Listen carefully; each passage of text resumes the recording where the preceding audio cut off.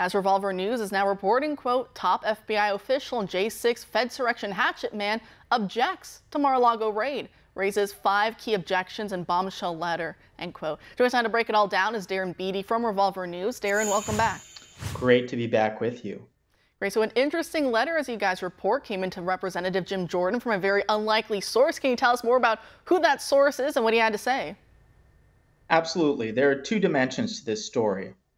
One dimension is just the remarkable fact that a former senior FBI official came forward voluntarily to be interrogated by the Judiciary Committee, where he spoke about a number of things, but including, most relevant to the moment now, the raid on Mar-a-Lago, which became the basis for these ridiculous classified documents charges that Trump is facing. Now, the amazing thing is he stated that he objected to this and continues to object to the raid in the first place. And he actually offers some pretty useful arguments as to why the raid was ridiculous, illegitimate, and at the very least, contrary to normal protocol.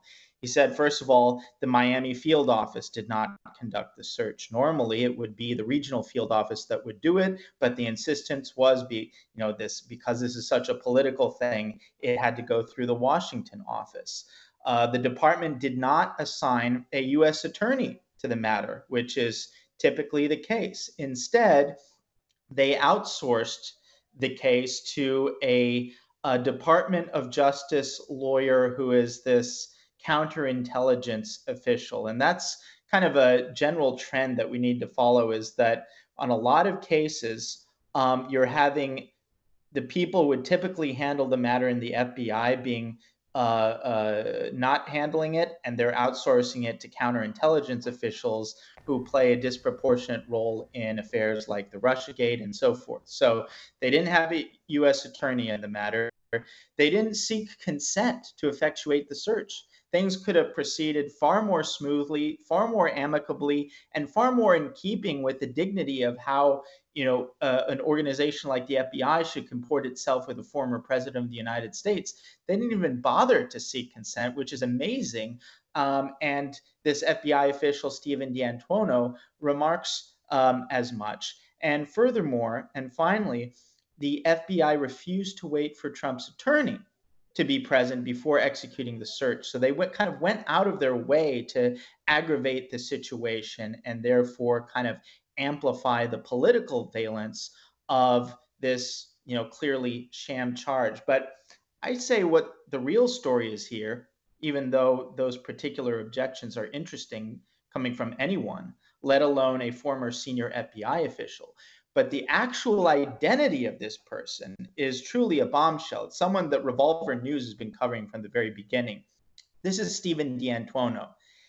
If you're not familiar with his name, you should be, and you should be reading Revolver.News' cutting-edge reporting on January 6th. Stephen D'Antuono was the individual who ran the Detroit field office in Michigan and oversaw what's come to be known as a totally disgraced entrapment case about the supposed plot to kidnap the governor, Whitmer. It's called the Whitmer Fednapping plot.